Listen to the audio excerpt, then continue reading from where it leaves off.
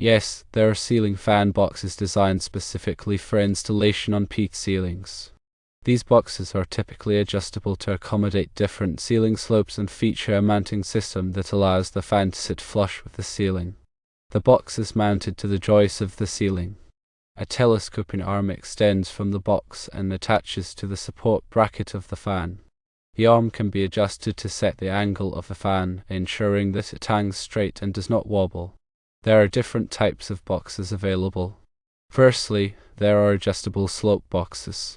These boxes have a pivoting mounting bracket that allows for adjustments within a specific range of ceiling slopes, typically from 15 to 60 degrees.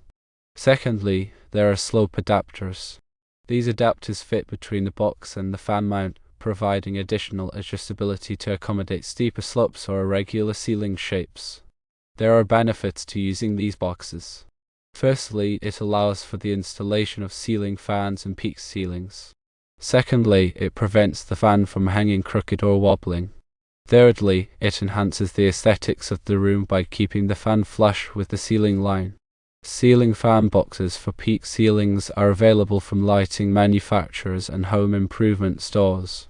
Common brands include Hunter Fan Company, Mincair, and Kitcher.